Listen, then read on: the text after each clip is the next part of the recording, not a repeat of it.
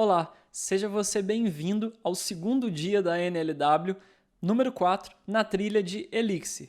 Hoje a gente vai falar sobre a incrível dupla Phoenix e Ecto. A gente vai entrar um pouco mais a fundo no Phoenix, já que a gente só viu uns conceitos iniciais na última aula, mas principalmente a gente vai ter um foco muito forte no Ecto. Se você caiu aqui agora, não conhece nada de Elixir, Phoenix, nem nada disso, Ecto vai ser a lib que a gente vai trabalhar com bancos de dados. Normalmente, em linguagens orientadas a objetos, quando a gente vai trabalhar com banco de dados, a gente tem o conceito de ORM, que são ferramentas que mapeiam nossos modelos para tabelas do banco de dados. O Ecto não é bem um ORM, dado que aqui a gente não tem models, mas você vai ver que é uma ferramenta muito poderosa, muito flexível, que talvez no início possa te causar um pouquinho de estranhamento, que são formas um pouquinho diferentes de trabalhar, mas aos pouquinhos você vai entender tudo, vai ficar tudo tranquilo. E olha, eu sou suspeito a dizer que eu vivo dizendo que eu sou apaixonado por Elixir, por Phoenix, por Ecto, mas para mim é a melhor forma para trabalhar com banco de dados, porque eu gosto muito da explicidade que o Ecto vai mostrar para a gente. Tudo bem? Então, a apresentação de hoje é um pouquinho mais curta, eu já vou me despedir em vídeo aqui de vocês. Pronto, não estou mais aqui em vídeo e agora a gente pode entrar de fato na nossa aplicação. Primeira coisa que eu quero que você faça é, se você não executou na outra aula, lembre de executar mixecto.create para garantir que o nosso banco de dados esteja criado. O Postgres tem que estar instalado, quando você der o mixecto.create não pode dar nenhum erro e ele tem que estar configurado certinho com as configs aqui que eu te mostrei, no config dev e no config test, com o username correto, o password correto também, tá? Caso você tenha erros ou não conseguiu ainda instalar o Postgres e usando o Docker ou não, faça uma pausa e gaste um tempinho para instalar o banco de dados. Se tiver dúvida, vai na nossa comunidade e pede ajuda que a gente vai tentar te ajudar. Mas lembrando que a gente deixou também um documento na plataforma ensinando a instalar Elixir, Phoenix e o Postgres também, então você pode ter ajuda por lá. Uma vez que a gente conferiu que o nosso banco de dados foi criado, a gente vai gerar uma migration. E por hora, só execute comigo o seguinte comando. Mix. Deixa eu lembrar, aqui. Eu acho que até eu mesmo esqueci o comando, mas isso não tem problema aqui, ó. A gente vai dar o comando mixect.gen.migration e o nome da migration que a gente vai dar. Primeira coisa que a gente vai fazer vai ser acrescentar uma tabela de usuários no nosso banco de dados, tá? Então você vai executar esse comando comigo, mixect.gen.migration e o nome da migration. Então a gente vai digitar create _user _table. Esse é o nome que a gente vai dar para nossa migration. Beleza? Ó, o próprio Elixir, o próprio Mix retorna para a gente que ele criou um arquivo em priv, repo, migrations e aqui o nome do arquivo. Por que é importante a gente gerar uma migration usando esse comando? Porque sempre que a gente gera migrations com o comando, pessoal, tá vendo que aqui é gerado uma timestamp? Através dessa timestamp, o Ecto consegue gerenciar quais migrations ele já executou, quais migrations ele nunca executou, tá? E isso é muito importante, a ordem cronológica, porque as nossas tabelas podem mudar com o tempo, o seu banco de dados pode mudar com o tempo. Então é sempre importante você gerar a migration com o comando para a gente ter esse controle interno de quais tabelas foram criadas, modificadas e assim por diante. Então a gente pode entrar aqui agora na nossa aplicação de novo e a gente vai no caminho que o terminal exibiu para a gente. Priv, repo, migrations e está aqui o arquivo que ele gerou automaticamente para a gente, create user table. O que é uma migration, pessoal? Nada mais é do que um arquivo que vai definir comandos que a gente vai executar no nosso banco de dados. Seja criar tabelas, seja criar índices, seja adicionar colunas, remover colunas, tudo é feito através de migrations. É a nossa interface direta com o banco de dados, com a parte de... não com a inserção de dados em si, mas com a definição de como está o nosso banco de dados. Tá? Então aqui dentro dessa função change que ele já cria automaticamente, a gente vai digitar create table para criar uma tabela. O nome da tabela que a gente quer criar, que eu vou dar o nome de users do end. Tá? Só isso aqui já criaria uma tabela. Mas como a gente adiciona campos na nossa tabela? Com o comando add. Então eu vou adicionar aqui uma coluna nome do tipo string. Do tipo string. Vou adicionar uma outra coluna idade do tipo integer. Meu autocomplete está me trollando aqui. Integer, pronto. Vou adicionar uma nova coluna chamada e-mail do tipo string também. De novo. Acho que eu não posso apertar algum botão que eu estou apertando, mas pronto. E-mail. A gente vai adicionar uma nova coluna chamada password hash. E não só password, porque a gente vai encriptar o password do usuário quando a gente for salvar. Por isso que eu estou chamando de password hash. Tá? String. De novo. E por fim, um nickname. Tá? Do tipo string também. Então vamos olhar primeiro essa definição que eu criei aqui. O que a gente está fazendo? A gente está criando uma tabela do tipo usuários e aqui dentro tem os campos que o nosso usuário vai ter. Na nossa aplicação a gente vai criar um usuário com nome, idade, e-mail, senha e um nickname. Por que o nickname? É porque é através do nickname que a gente vai transferir que normalmente é transferido dinheiro, não vai ser como a gente vai transferir, a gente vai ver como a gente vai transferir, mas normalmente é através do nickname que é transferido dinheiro entre usuários de uma plataforma, né? Então, por exemplo, uma plataforma de pagamento tipo PicPay, você tem lá o seu username, através do seu username você encontra outro usuário e com esse username é transferido o valor de um lugar para o outro. Então, a gente vai ter um nickname aí também, só para representar isso. Uma outra coisa que a gente vai adicionar aqui a gente vai chamar essa função chamada timestamps. O que acontece quando a gente chama essa função timestamps numa migration? É adicionado automaticamente na nossa tabela mais duas colunas. A tabela inserted@ e updated@. Essas duas colunas vão definir sempre o momento que um registro foi inserido e o momento que um registro foi atualizado. Isso é muito interessante e muito importante para quando, por exemplo, a gente está gerando relatórios, a gente utiliza essa informação. Por fim, a gente não quer que no nosso banco de dados tenha dois usuários com o mesmo e-mail ou com o mesmo nickname. Tem como a gente evitar isso? Tem como a gente evitar. Basta a gente criar unique index, tá? Então, como que eu crio um index? Ou seja, eu estou definindo que tanto eu vou ter um acesso mais rápido a esse dado no meu banco de dados, quanto também esse index vai ser único. Aqui embaixo, fora do create table, estou fora desse bloco create table, eu vou dizer create unique index para a tabela users e para qual campo? Tem que ser dentro de uma lista. E-mail. Então, dessa forma eu crio um index único para o e-mail.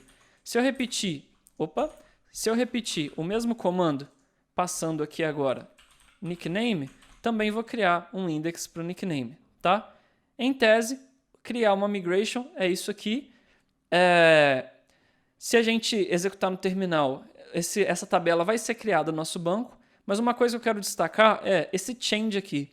Em geral, quando a gente cria qualquer operação dentro do change, essa operação já fica pronta para ser criada ou para se fazer o rollback. O que é o rollback? É o reverter todas essas alterações. Tá? Então, em geral, quase toda operação é revertível. Porque, por exemplo, se eu crio uma tabela, eu apenas deleto a tabela. Se eu crio um index, eu apenas deleto o index.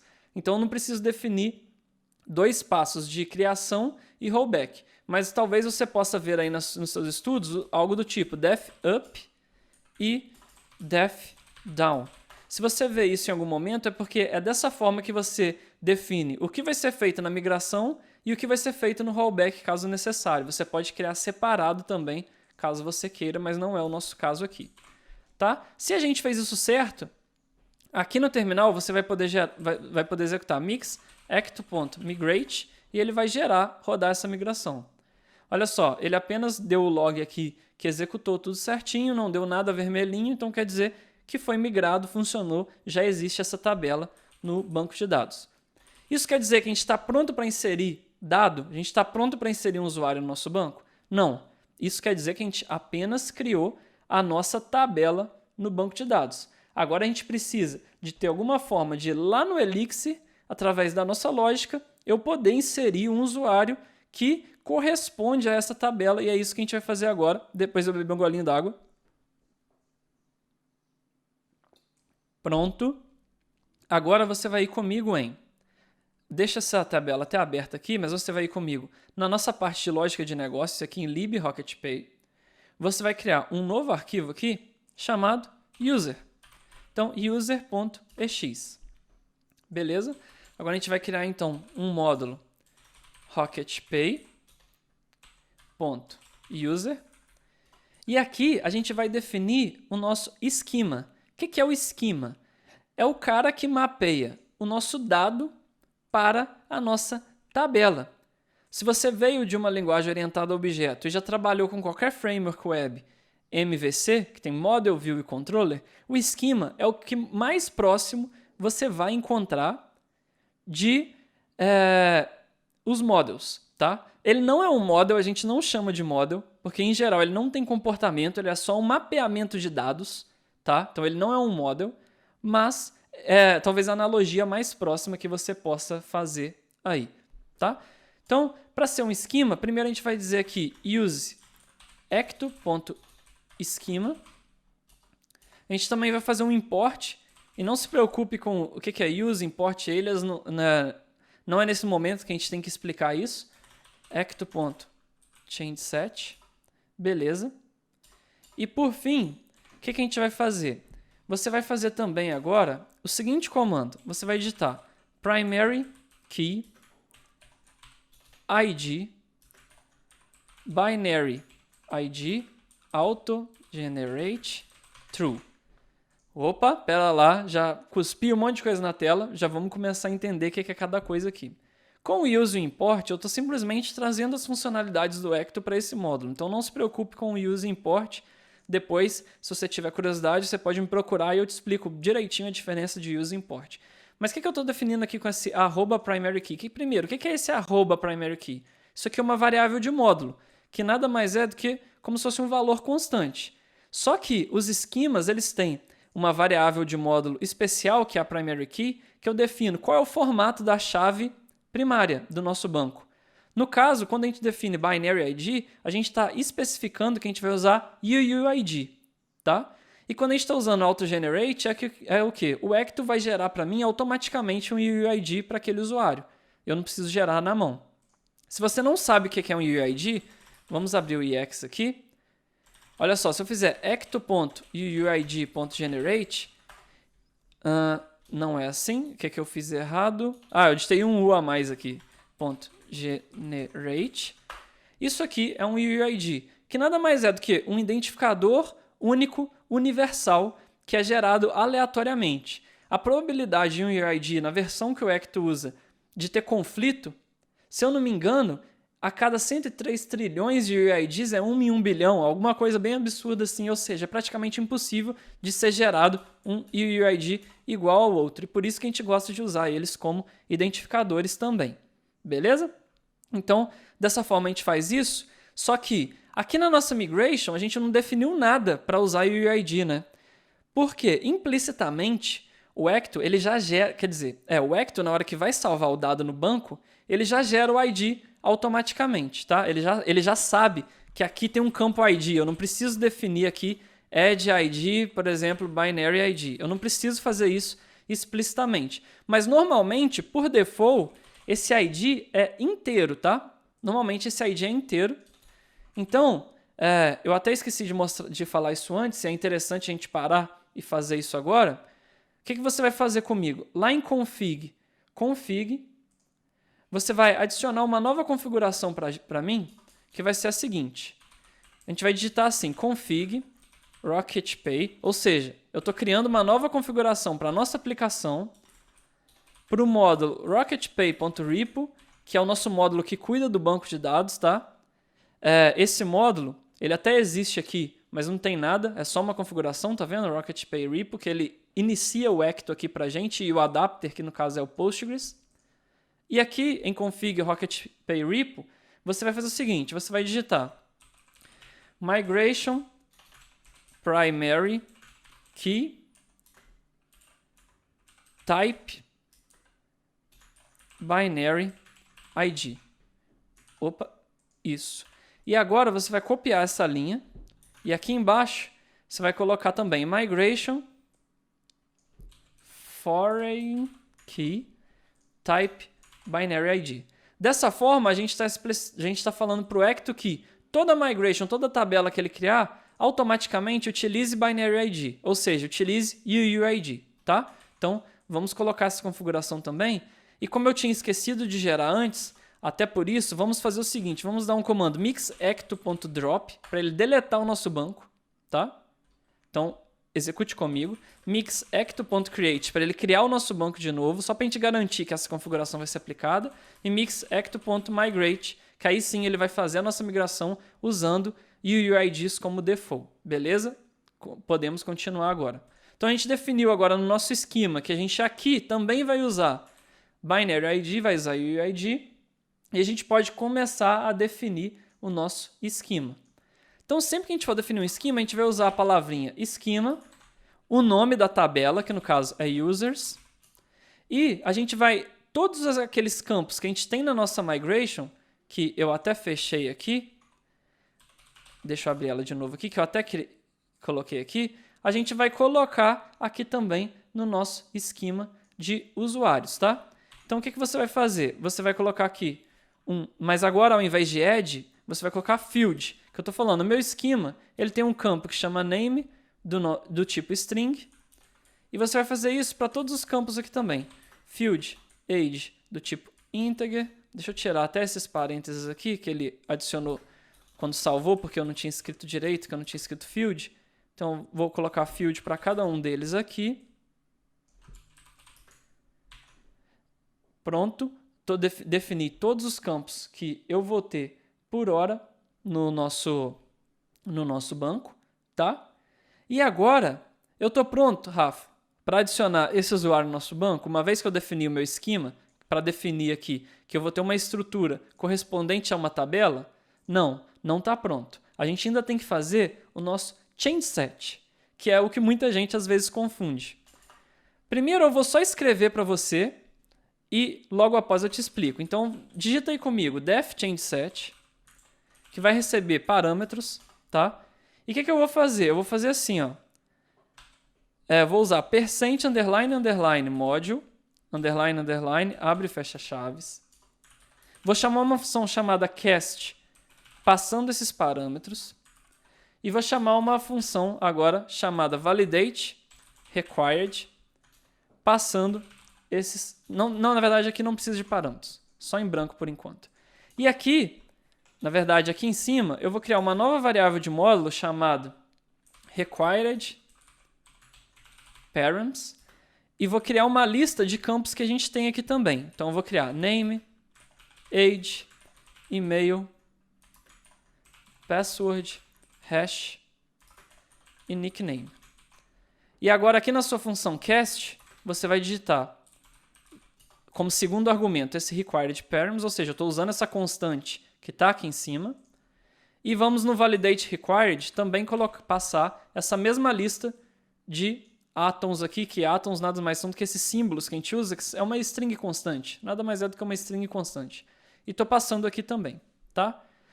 Eu sei que por enquanto pode estar parecendo confuso, mas aos pouquinhos você vai entendendo. Agora o que eu vou fazer? Vou pegar esse usuário, na verdade lá dentro do nosso EX, né? E o que eu vou fazer agora? Ó, eu vou tentar chamar essa função changeSet para ver o que acontece quando eu passo parâmetros para ela. Então, o que eu vou fazer? Vou chamar RocketPayUserChangeSet. Na verdade, vou até fazer um alias de RocketPayUser, que a gente vai usar várias vezes. Pronto. User.changeSet, na verdade agora. E vou passar um mapa aqui com alguns parâmetros, que são aqueles parâmetros que a gente tem lá. Então, eu vou passar um nome, Rafael, um password hash chamado, sei lá, 126456, um e-mail, rafael@banana.com, um nickname, aqui Camarda, e uma idade, aqui 27, por exemplo. Opa, o que eu fiz de errado? Eu acho que eu esqueci. Esqueci de fechar parênteses. Fechando parênteses. Olha só. O que é o Ecto ChangeSet? O que é criar um ChangeSet, pessoal? ChangeSet nada mais é do que uma estrutura responsável para falar para o meu banco de dados assim: olha, banco, eu vou adicionar no esquema definido na tabela definida pelo esquema esses dados, tá? E eu vou adicionar esses dados. Só que para que serve o change_set? Ele faz validações. Tá vendo que ele tem um campo aqui chamado válido? Aqui está true por quê? Eu não tenho nenhuma validação a não ser o quê? Eu estou falando que todos esses parâmetros que eu tenho aqui em cima, eles são required. Então, por exemplo, vou tentar fazer a mesma chamada, deixa eu colocar o parênteses agora, mas sem o nome. Então, vamos tirar o nome aqui e ver o que acontece. Olha só, o change_set já virou false e já apareceu um campo de erros aqui falando que o nome não pode ser branco. Então, o primeiro objetivo do change_set a gente já aprendeu, é o quê? Validar dados. E o segundo objetivo é o que é? Mapear dados. E como que ele mapeia? Eu estou recebendo parâmetros aqui e estou fazendo o cast desses parâmetros. Ou seja, eu estou pegando o map que eu estou recebendo e estou fazendo o cast para minha tabela para definir assim. Os dados que eu estou recebendo, eu estou mapeando para esses tipos aqui. Tá? Vamos tentar, por exemplo, agora, num caso válido, passar uma idade como uma string. Então, vou passar um 27 aqui. Opa, deixa eu ver o que eu digitei de errado aqui. Acho que faltou um espaço aqui. Olha só, ainda foi true, o meu change_set ainda é válido, mesmo eu passando o age como 27, por quê? O meu cast soube fazer cast de string para inteiro. Então, o change_set mapeia dados e o change_set valida dados. E quais validações eu posso ter aqui? Posso ter N validações, posso ter muitas.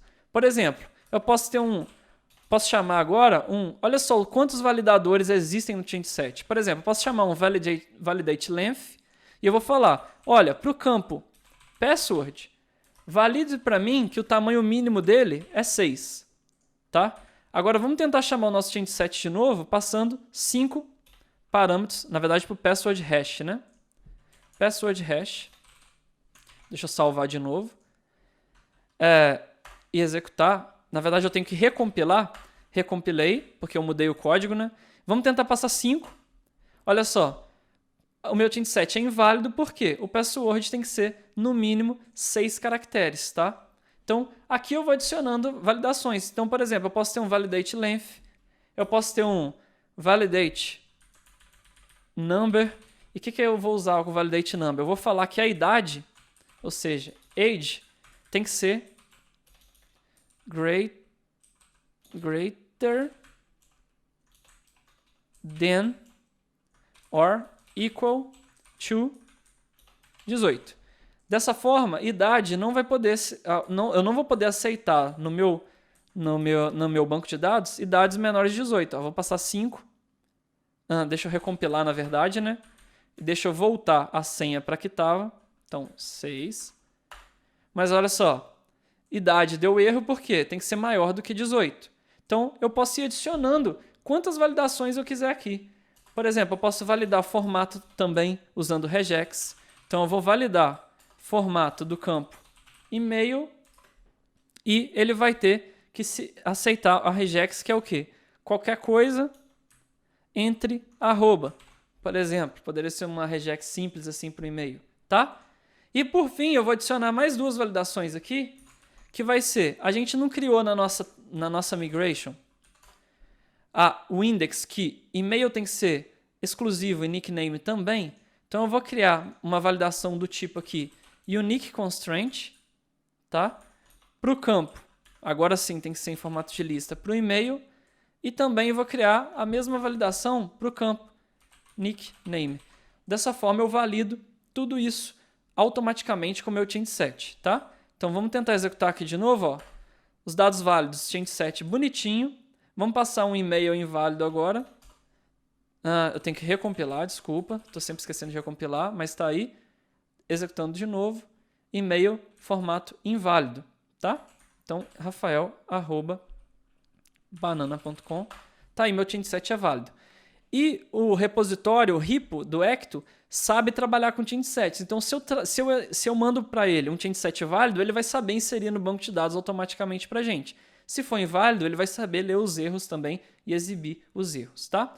Última coisa que a gente tem que fazer aqui agora é o seguinte. Ao invés de usar... É ruim ficar usando password hash como campo, né? Então, eu vou criar um novo campo aqui, chamado password, do tipo string. Esse campo vai ser virtual. O que quer dizer que esse campo é virtual? Ele só existe no meu esquema, mas no meu banco de dados ele não existe. Por quê? Eu vou usar esse campo virtual para receber o dado, mas na hora de gravar no banco, eu vou gravar o password hash, não vou gravar password, tá?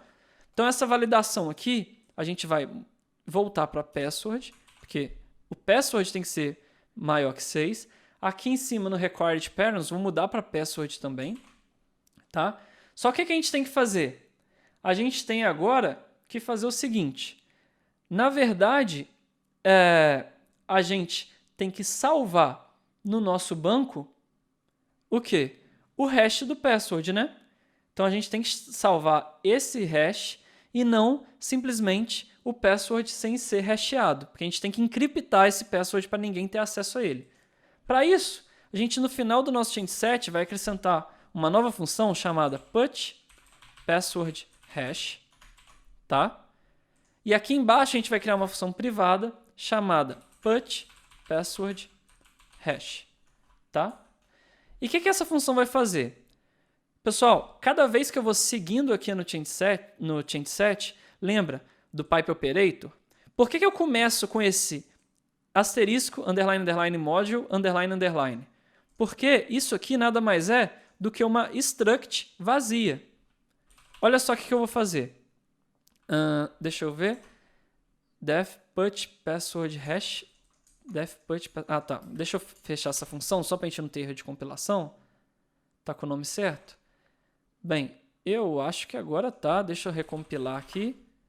Não, undefined function. Ah, tá. Porque aqui ela recebe um parâmetro. Deixa eu receber esse parâmetro aqui. Por enquanto, eu deixo ele assim, só para a gente ver compilado. Tá? Olha só que interessante. Se eu fizer assim, ó, underline, quer dizer, percent user, olha só, eu tenho uma struct do tipo user. Lembra que eu te falei que uma struct nada mais é do que um map com o nome? Olha só, aqui eu tenho uma struct do tipo user com idade, e-mail, ID, name, nickname, password e esse metadado aqui que você não precisa se preocupar. Mas o que é isso? É uma struct que é um map com o nome, com algumas funcionalidades a mais que não convém a gente falar aqui agora nessa aula. Mas o que está acontecendo aqui? Eu estou pegando essa struct vazia, inserindo os dados nela, validando se tudo que está lá é válido, fazendo cada validação e estou passando aqui até eu ter um change set. Daqui para cá, olha o que acontece. Eu vou pôr um io.inspect aqui, só para a gente ver o que acontece. Vamos chamar de novo o change set. Tá, vamos dar um recompile aqui também, porque eu pus o io.inspect. Olha só, uma vez que eu faço o cast, se todos os parâmetros estão lá e o cast foi feito, eu converto aquela struct para um change set aqui no cast. E a partir daqui eu estou passando o change set de cima para baixo e validando cada etapa com o change set. Resumo da ópera. Aqui embaixo, na minha função put password hash, eu vou receber um change set. Então, uma struct do tipo change set. Então, eu vou fazer assim, ó, usando o pattern match, change set. E o que eu vou fazer? Se eu receber nessa função um change set válido, ou seja, o change set, desculpa, cliquei no meu Emacs sem querer aqui. O change set não tem um campo valid que tem true or false. Então, se eu receber um change set válido, aqui dentro eu não tenho os changes também. Tá vendo que eu tenho os changes aqui? Então, se eu passar para a minha função um change set com password, eu não vou ter aqui dentro de changes o password sem estar criptografado. Aqui, ó, changes é um mapa e dentro desse mapa eu tenho um password. Então, aqui via pattern matching, o que eu vou fazer? Eu vou ler aquele campo changes, aquele map, e eu vou ler o password desse campo. Tá? Por que ele está dando esse warning aqui? Porque eu preciso fazer alias também do change set para eu não ter que digitar aqui embaixo. Se eu quisesse, eu podia digitar ecto.changeset, tá? Mas para eu não ter que digitar ecto.changeset, vamos fazer um alias aqui. Alias ecto.changeset, pronto.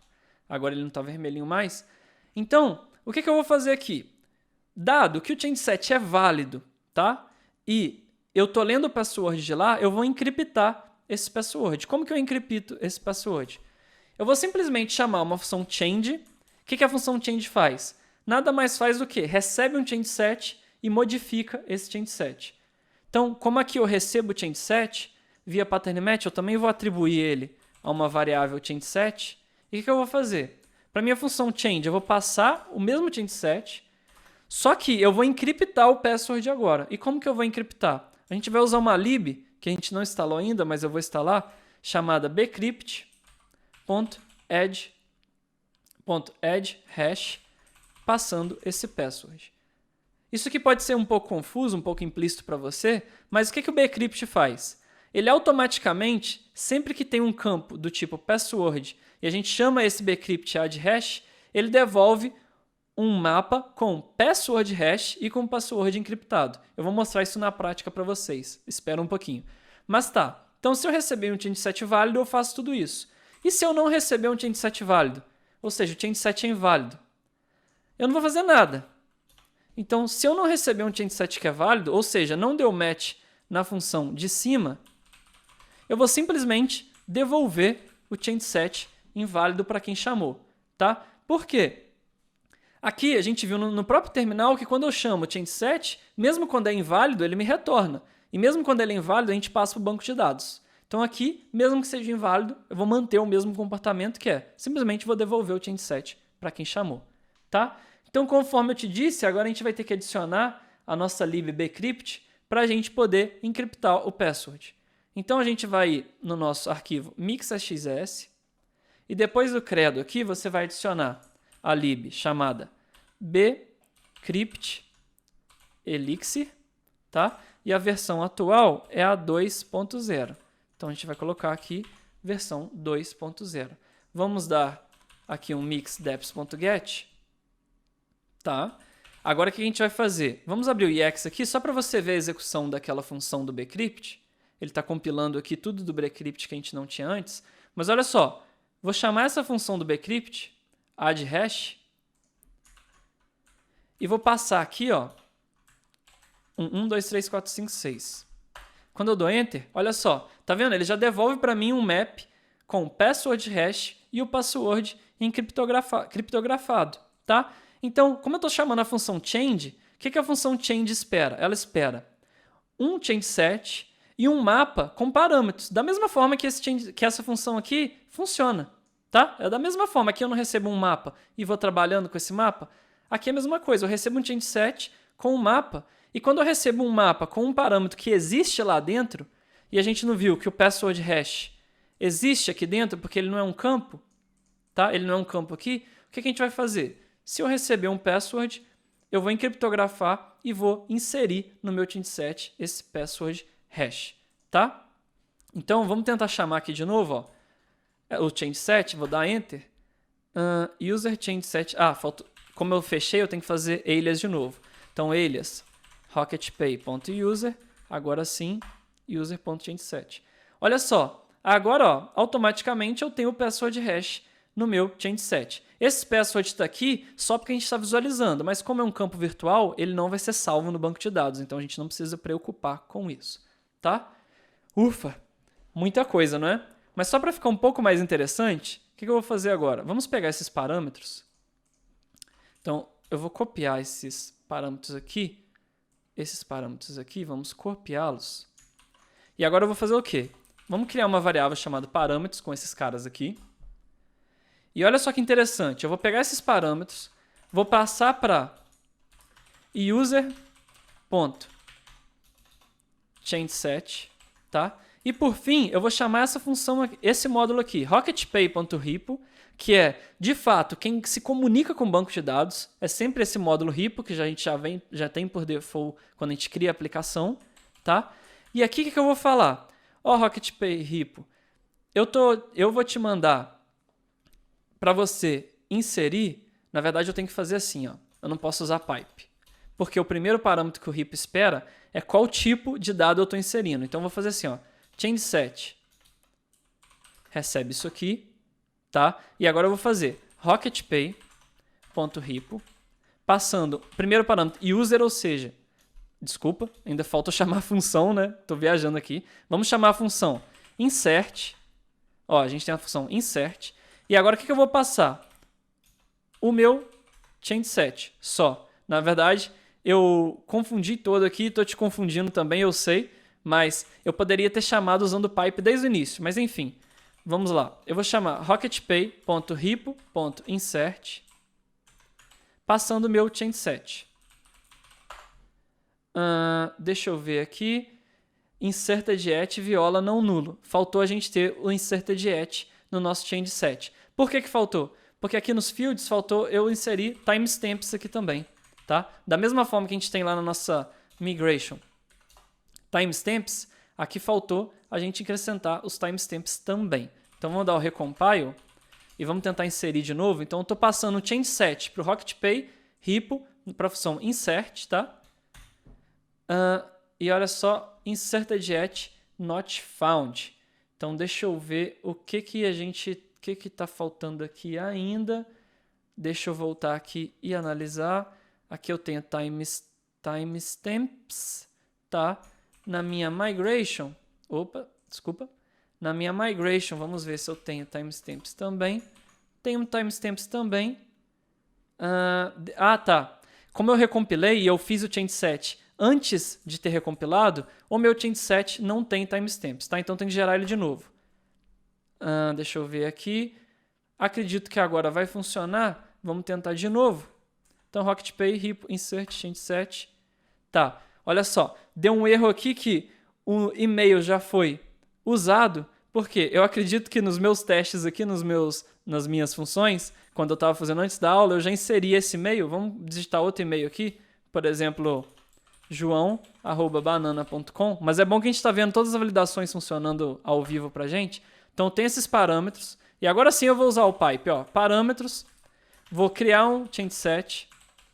E por fim, vamos chamar rocketpay.repo.insert.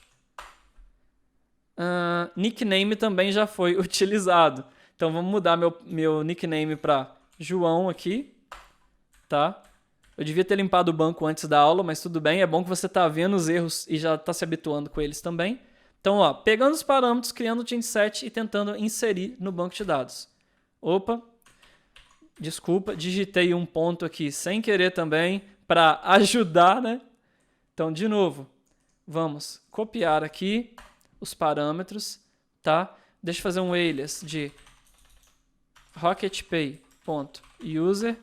Agora sim, e o parâmetros change7 insert, espero que agora dê. Finalmente inserimos o nosso usuário no banco de dados e ele existe lá dentro. Recebi um OK e um usuário. E você vê que o repo, o Ecto, é inteligente.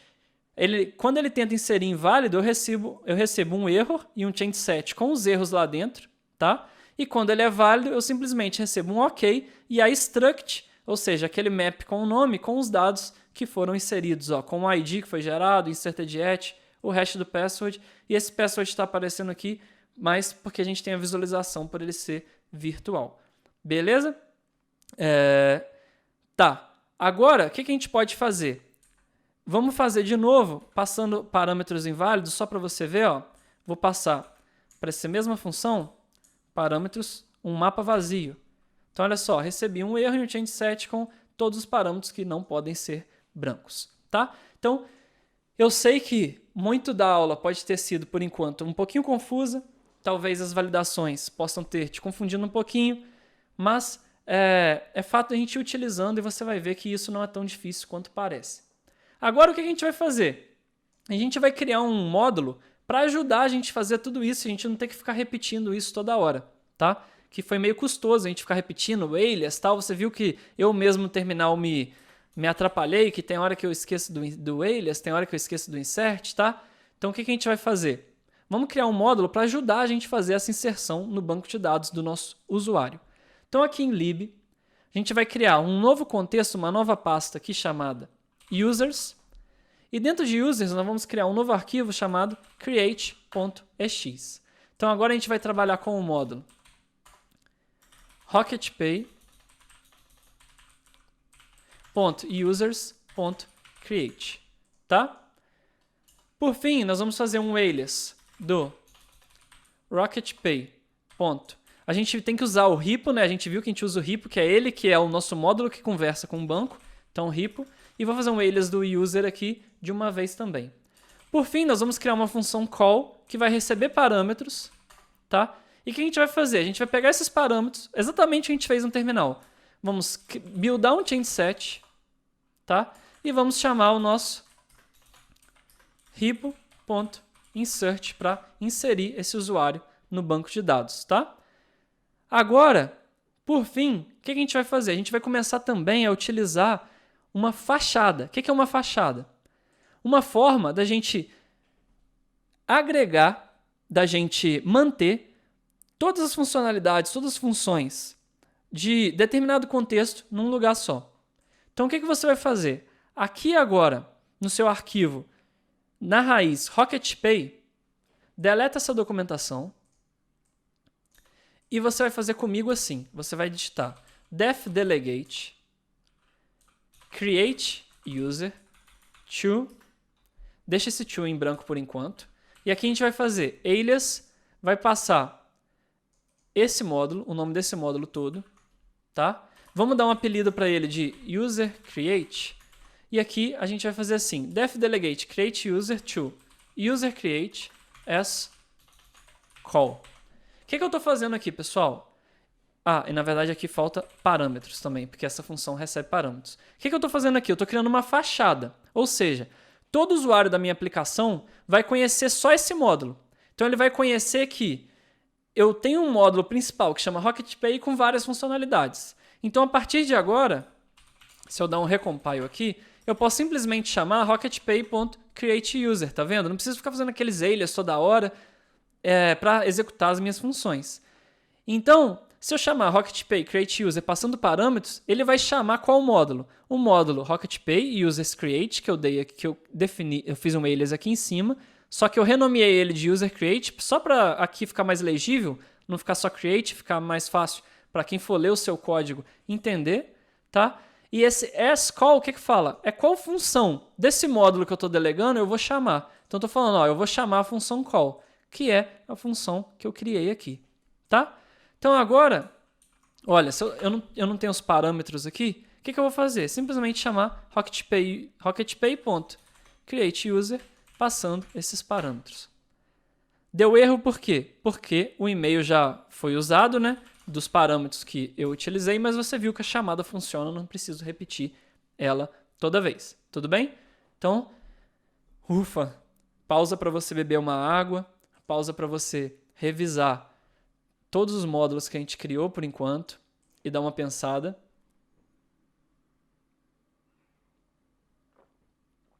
Pronto. Mas qual que é o nosso objetivo final? A gente quer criar uma rota, né? Lembrando que a gente está numa API. Então, a gente quer criar uma rota para que seja possível o quê?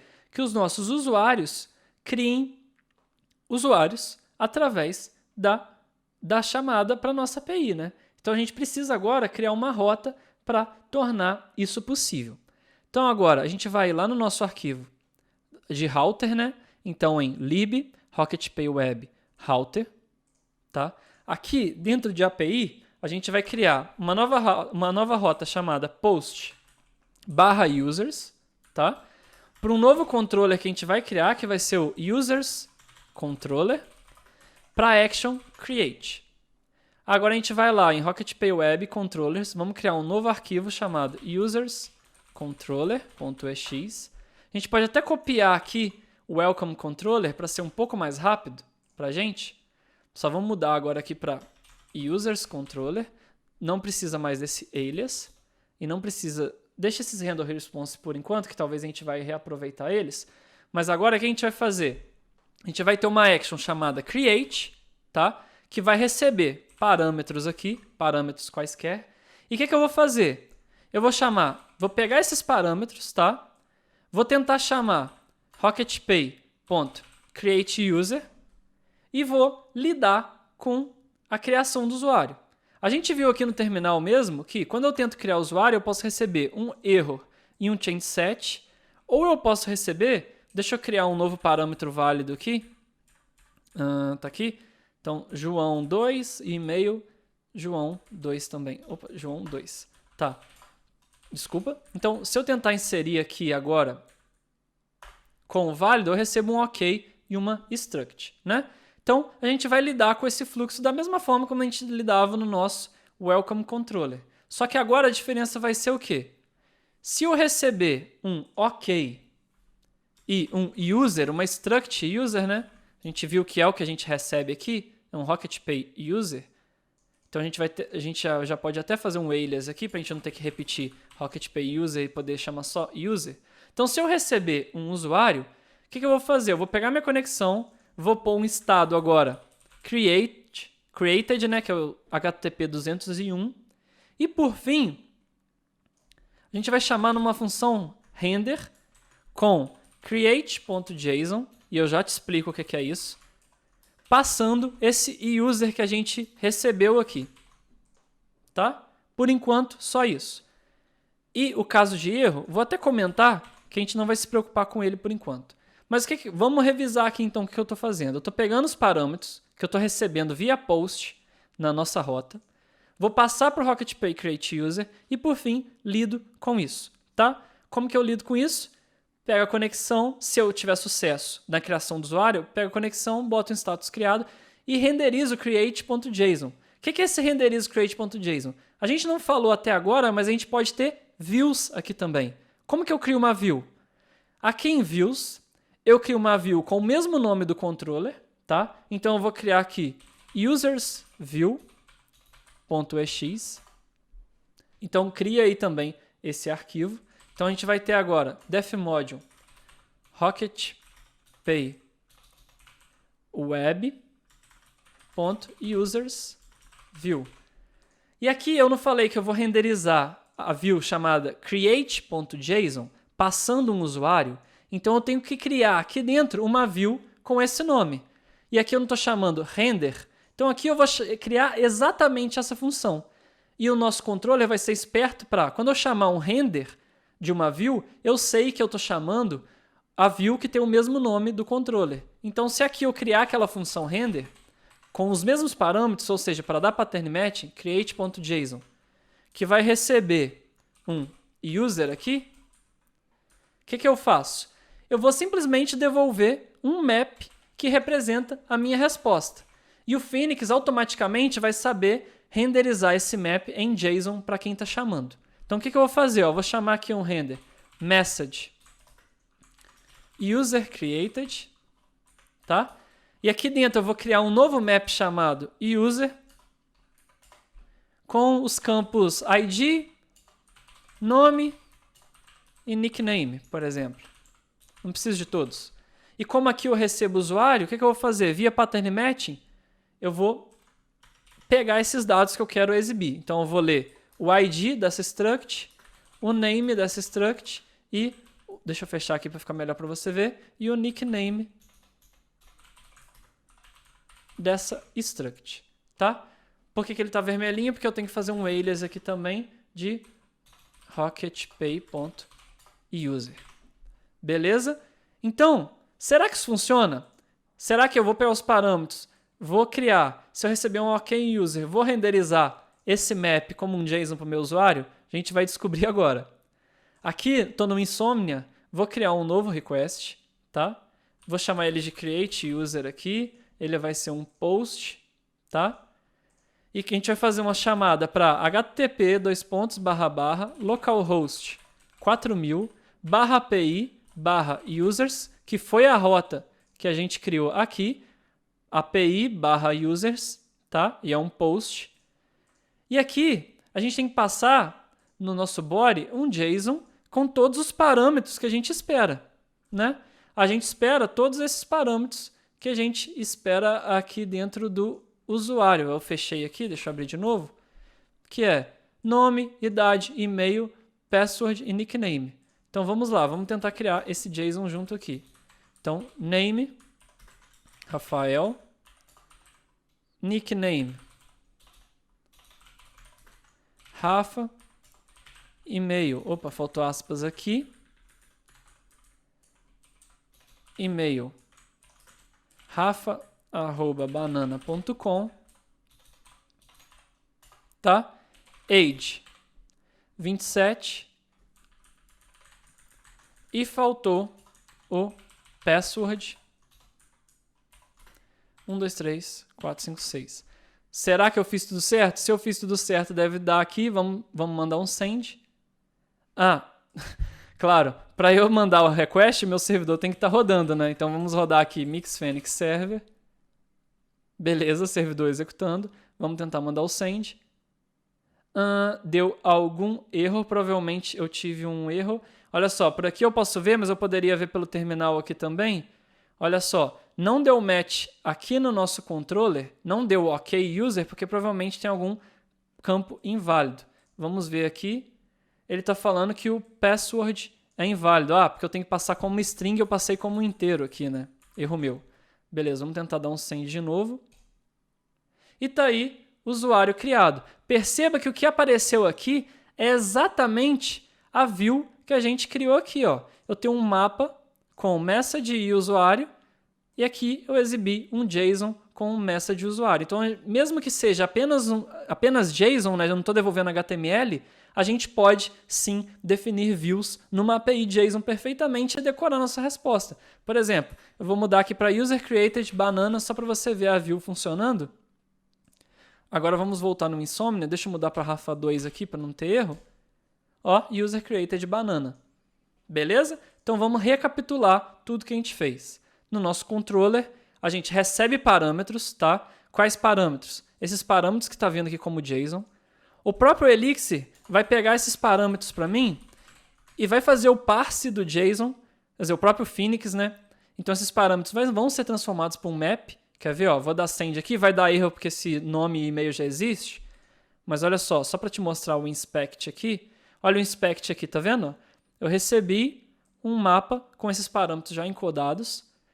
Eu vou pegar esses parâmetros, mandar para o nosso RocketPay Create User, que eu fiz usando a fachada, só para dar um novo nome para ele concentrar todas as funções no módulo principal, chamando o nosso módulo que cria, responsabilidades bem definidinhas, tá, pessoal? Mesmo que esse módulo seja pequenininho, só para fazer isso, ele está super legalzinho, responsabilidade muito bem definida para a gente testar depois. E esse cara, ele faz um parâmetro, cria um change set e tenta inserir. A única coisa que a gente não fez ainda é lidar com os erros, né? Tanto que está estourando exceções aqui para mim na tela quando tem algum tipo de erro, porque a gente não lidou com erros aqui também. Por hora, a gente já está chegando no limite da nossa aula. É melhor a gente deixar os erros para nosso terceiro dia, que a gente vai ver uma forma muito legal de tratá-los bem tranquilinho, bem facilmente. Mas por hora, o que eu vou te encorajar a fazer? Só vamos descomentar aqui esse handle response, tá? E aí você vai fazer o seguinte. Você vai, ao invés desse com put status bad request e JSON, a gente vai modificar para fazer o seguinte. A gente vai pôr um put status bad request e aqui a gente vai chamar um put view para rocketpayweb.errorview e por fim, não tem esse cara aqui. E por fim, render 400.json result, na verdade result. Deixa eu mudar esse error aqui para result. Vamos ver o que acontece quando eu estou fazendo match agora, se eu receber um error e não um OK. Se eu der send aqui, olha só, já mudou, tá vendo? Eu já tive aqui agora um errors detail bad request. A gente já não estoura uma exceção na cara do nosso usuário. Mas a gente não está informando qual erro deu. Por exemplo, vou mudar a senha para só 5 caracteres e tem que ser 6. E vamos colocar aqui agora um e-mail e um nickname que seriam válidos. Eu não estou falando qual erro está dando aqui. Estou simplesmente exibindo erro. Então, só para você não sair da aula achando que eu sempre vou estourar exceção na cara ou vou dar erro genérico, eu quis criar para te mostrar que tem como a gente tratar erro também. Mas esse tratamento de erros pode ser muito mais elegante. Eu posso pegar o nosso change set e exibir os erros certinhos que a gente vai ter na nossa estrutura para o nosso usuário. Mas para essa aula não ficar muito grande além do que ela já foi e não ser muito conteúdo para te confundir, eu acho melhor eu dar uma pausinha por aqui e a gente vê o tratamento de erros na próxima aula como primeira coisa, beleza? Então, eu vou até voltar para o roteiro aqui, vou voltar aqui com a minha cara, pronto, estou aqui de volta. Então a gente viu tudo isso aqui, a gente fez a migration, a gente viu o que são esquemas e change sets, a gente encriptou o password do nosso usuário, a gente criou o usuário de uma forma mais simples, utilizando a nossa fachada que a gente criou, né? Até vou tirar esse inspect, a gente não precisa mais. Então a gente viu como a gente cria de forma facilitada, usando um módulozinho só com essa responsabilidade. E também a nossa fachada, né? O padrão facade, tá? Então a gente viu isso também. Eu decidi não trazer mais os erros, apesar dele estar aqui. Então eu vou tirar isso aqui, a gente vê na próxima aula. Vou até escrever aqui, ops, na próxima aula. Que eu preferi gastar um pouco mais de tempo falando que são esquemas e change sets, porque pode ser um pouquinho confuso para você, eu confesso. Então a gente lida com os erros e o fallback control na próxima aula. Fica aí um spoiler, então, tá? Então nem vou ticar aqui. E o recapitulamento a gente acabou já fazendo. A gente viu nessa aula, principalmente, de uma forma mais detalhada, o que é o esquema e o que é o change set. Espero que todas aquelas voltas que eu dei no terminal não tenha te confundido tanto e que tenha dado para você entender pelo menos um pouquinho o que são os change sets e como a gente trabalha com essas validações, tá? Não se preocupe que a gente ainda vai ter nova migration, a gente ainda vai ter um novo change set, então a gente vai ter oportunidade de revisar tudo isso. Mas caso tenha ficado alguma dúvida, entra lá na nossa comunidade, mande suas dúvidas que a gente vai te ajudar. Você pode ir na documentação oficial do Ecto e ler mais sobre o change set também para entender. Então fica aí um desafio para as próximas aulas, caso você queira se inteirar um pouco mais. Você pode ir atrás também de entender o que é um change set, o que é um esquema, para se inteirar um pouquinho melhor sobre o que é o Ecto também. Tá? Mas o mais importante é a gente continuar comemorando. Olha só, na última aula a gente viu o básico de Elixir, pessoal. A gente viu pattern match e mutabilidade. Agora a gente já está falando de change set, de migration, inserindo no banco, requests, lidar com erros. Então é muita coisa. Eu sei que é muita coisa, mas não se desespere. É motivo para a gente comemorar. Porque você simplesmente está chegando em níveis inimagináveis com tão pouco tempo. Então, vamos comemorar, vamos ficar felizes. Não deixe o medo, como eu tenho dito, te acomodar, tá? É muita coisa, mas ninguém aprende do dia para a noite, ninguém aprende de uma semana só. A gente vai indo aos pouquinhos, digerindo o conhecimento, digerindo o conteúdo para chegar aonde a gente quer chegar. Justamente falando sobre isso, o código, o nosso incrível código para a gente continuar participando do nosso desafio concorrendo a brindes, dessa aula vai ser #jornada-infinita, que vai muito do encontro do que eu estava falando. A jornada de aprendizado, pessoal, é infinita. Você sempre vai ter muito conteúdo para aprender, sempre vai ter muita coisa para estudar, porque a cada porta que você abre, você entra na sala, você descobre que essa sala tem outras 10 portas, e cada uma dessas portas abrem outras 100 portas. Então, não se preocupe. Eu sei que a programação tem muito conteúdo, tem muita coisa, e às vezes a gente pode ter a síndrome do impostor, a gente pode se desesperar achando que a gente tem que saber tudo, mas você não tem que saber tudo. Você tem que ir baby steps, degrauzinho por degrauzinho, para aprender. E por isso que essa jornada é tão incrível, porque ela é infinita, porque a gente não tem limite para o nosso conhecimento, a gente pode aprender enquanto a gente quiser, até a gente morrer, se esse for o nosso desejo. E saiba que eu estou aqui para te ajudar. Na NLW a gente está apresentando diversos conteúdos e está te dando conhecimento também, de fato, mas para que você consiga, você mesmo depois, começar a trilhar a sua jornada e se especializar e estudar o que você quiser. E eu espero que seja Elixir, espero que seja Phoenix, espero que você esteja gostando da nossa trilha. Tudo bem? Então, código para nossa promoção já foi dada, jornada infinita, né? E eu acho que é isso. Lembrando também, participe da comunidade do Discord, tire lá suas dúvidas, interaja, faça network com os outros membros. Tenho certeza que isso vai te abrir muitas portas, vai mesmo. E no mais, te vejo amanhã no nosso terceiro dia. Um abraço, valeu!